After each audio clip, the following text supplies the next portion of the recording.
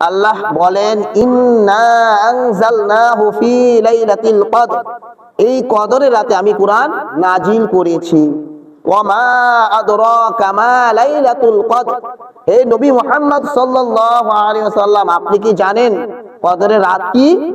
লাইলাতুল কদরি খায়রুম মিন আলফি শাহর, এই রাত হাজার মাস থেকে উত্তম। হাজার মাস বলে নাই, হাজার মাস থেকেও উত্তম। আমরা যদি কদরের রাত পেয়ে যাই তাহলে হাজার হাজার মাসে সব আল্লাহ তাআলা আমাদেরকে দান করবে। তানাজ্জালুল মালাইকাতু ওয়ার রূহ, আকাশে যত ফেরেশতা আসে সব ফেরেশতা পৃথিবীতে নেমে আসে, এমনকি জিবরাইল আলাইহিস সালামও নেমে আসে। ওয়ার রূহু ফিহা বিইذনি রাব্বিহিম মিন কুল্লি আমর, এই রাতে ভাগ্য লেখা হয়। এর আগে আমাদের দুইবার ভাগ্য লেখা হয়েছিল। আসমান জমিন হওয়ার 50,000 বছর আগে আমাদের ভাগ্য লেখা হয়েছিল। আরেকবার মার গর্ভে যখন আমরা ছিলাম 4 মাস 10 দিন, তখন আমাদের ভাগ্য লেখা হয়, আমাদের রূহ দান করে আমরা নড়াচড়া করি। আর এই কদর রাতে ভাগ্য লেখা হয়। আমাদের এই বছর যাদের খারাপ গিয়েছে মা বাবাকে বলবেন, মা আব্বু এই বছর আমাদের যাদের খারাপ গিয়েছে আল্লাহর কাছে চেয়ে নিতে, আজকে ভাগ্য রজনী।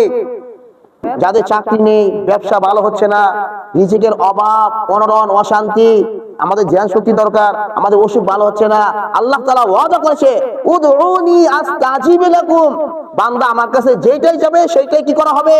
কবুল হবে। কে বলছে? আল্লাহ। আল্লাহ তাআলা নিজে বলেছে উদউনি আস্তাজিব লাকুম, বান্দা যেই দোয়াই করবে ওইটাই কি করা হবে? কবুল হবে।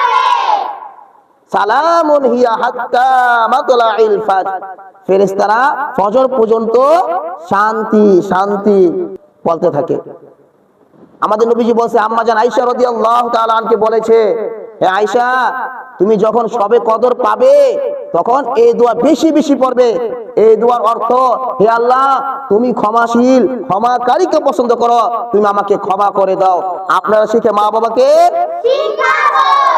আল্লাহুম্মা ইন্নাকা আফুউন, আল্লাহুম্মা ইন্নাকা আফুউন তুহিব্বুল আফওয়া, তুহিব্বুল আফওয়া ফাফু আন্নী, ফাফু আন্নী। আমাদের নবীজি বলেছে রমজানের শেষ দশকে বেজোর রাত তালাশ করতে। 21, 23, 25, 27, 29, কিন্তু আমরা শুধু 27 খুঁজি। এমন তো হতে পারে সবে কদর 21 হয়ে যেতে পারে, 23 হতে পারে, 25 হতে পারে, কিন্তু আমরা 27 খুঁজি না। আমাদের নবীজি বলছে বেজোর এই 5 রাত, এই 5 রাত কি করতে হবে? বেশি বেশি ইবাদত করতে হবে। তবে সবে কদর আলাদা কোনো নামাজ নাই, আলাদা কোনো সূরাও নাই। আমরা প্রতিদিন যেভাবে নামাজ পড়ি এইভাবে 2 রাকাত 4 রাকাত 6 রাকাত আল্লাহ তাআলার কাছে কান্নাকাটি করে ভাগ্য আমরা ইচ্ছা করলে পরিবর্তন করতে পারি। আমাদের অনেক বড় সুযোগ। আল্লাহ নিজে বলছে এই রাতে কি করা হবে? ভাগ্য পরিবর্তন করা হবে।